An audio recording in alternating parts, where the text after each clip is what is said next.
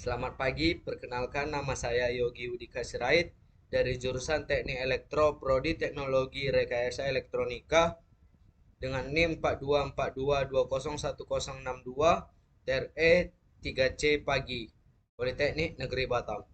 Di video kali ini di sini saya akan membahas mengenai rangkaian ripple carry dan rangkaian carry low ahead adder. Baiklah, yang pertama saya akan menjelaskan mengenai rangkaian ripple carry. Ini merupakan rangkaian ripple carry.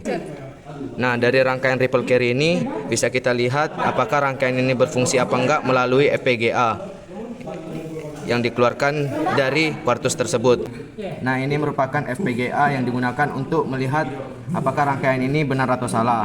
Nah, di sini saya mengeceknya melalui tabel kebenaran tersebut sebelum melakukan pengujian pertambahan pada bilangan biner. Nah, di sini saya akan mengetesnya ketika semua kondisi dari input itu bernilai 1. Sini merupakan input A0 sampai A0, A1, A2, A3, B0, B1, B2, B3, dan yang terakhir adalah C-in. Ketika semua bernilai 1, maka output carry out atau 0, SAM 1, SAM 2, SAM 3. Ketika semua berkondisi 1, bernilai 1 dari A0 sampai C-in, maka semua outputnya bernilai 1. Ketika semua inputnya saya bikin kondisi 0, maka outputnya juga berkondisi 0. Ketika saya bikin inputnya A0 dan B0 A0 dan B0 berkondisi 1, maka SAM 1 bernilai 1.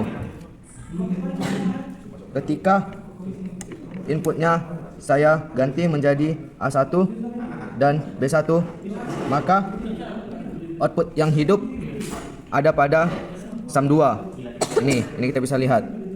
Yang nyala hanya SAM 2, yang lainnya mati. Baiklah, selanjutnya saya akan melakukan pengujian dari penjumlahan bilangan biner dari rangkaian ripple carry yang sudah kita buat. Sebelumnya tadi saya sudah menjelaskan, sudah melakukan pengujian melalui tabel kebenaran. Dan itu sudah bisa digunakan untuk melakukan pengujian pada penjumlahan biner. Nah, saya akan menjelaskan terlebih dahulu. Yang bagian atas ini merupakan output. Yang selanjutnya adalah input A0 sampai A3, B0 sampai B3, dan C input.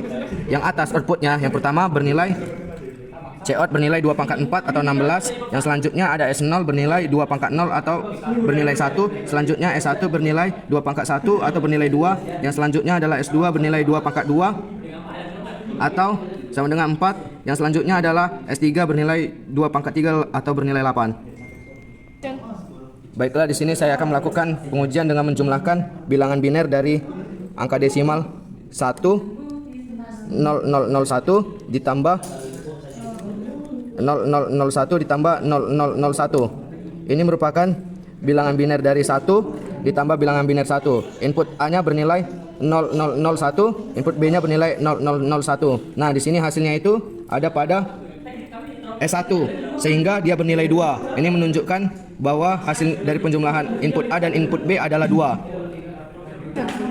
Selanjutnya saya akan menjumlahkan bilangan biner dari 2 ditambah 2. Ini binernya 0010 ditambah 0010. Biner dari 2 itu 0010 ditambah 0010. Hasilnya itu ada pada S2, output S2. Ini sama dengan bernilai 4. Jadi 2 ditambah 2 sama dengan 4.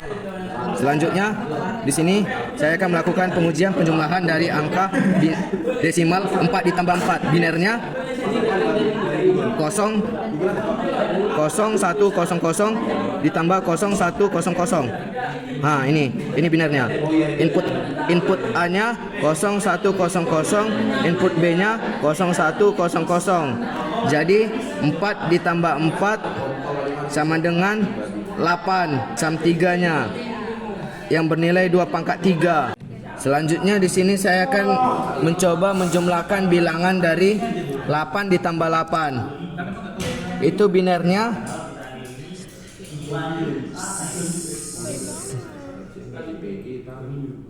1 1000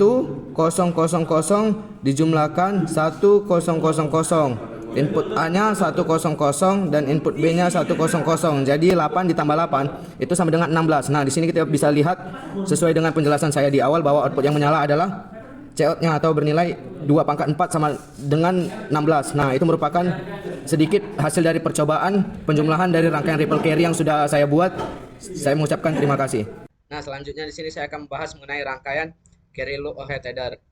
Ini merupakan rangkaian carry loop ahead header. Sebelumnya tadi saya sudah menjelaskan mengenai rangkaian ripple carry.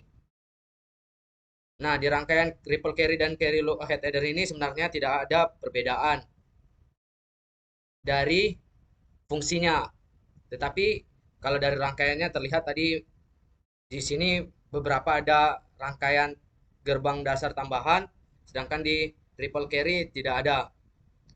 Gunanya di rangkaian ini untuk mempercepat penginputan data, masukan data yang diterima untuk melakukan penjumlahan. Baiklah, di sini saya akan menjelaskan mengenai hasil dari carry loop ahead header. Sebenarnya hasil dari rangkaian carry loop ahead header itu sama saja dengan rangkaian ripple carry. Yang membedakan hanyalah rangkaian carry loop ahead header itu pengirimannya lebih cepat dibandingkan ripple carry. Di sini untuk melihat di FPGA sebenarnya tidak ada perbedaan karena tidak bisa dilihat dengan kasat mata atau rangkaian yang sudah ada input dan outputnya yang terpasang di sini. Coba kita melakukan pengujian dengan penjumlahan hasil yang tadi. Ketika 1 tambah 1 maka hasilnya 2, yaitu pada output S1. S1 itu bernilai 2/1 atau bernilai 2. Jadi 1 tambah 1 sama dengan 2. Selanjutnya 2 ditambah 2. 2 ditambah 2 sama dengan 4. S2 itu bernilai 2/2 sama dengan 4. Seperti rangkaian yang tadi ripple carry. Tidak ada perbedaan dari input dan output.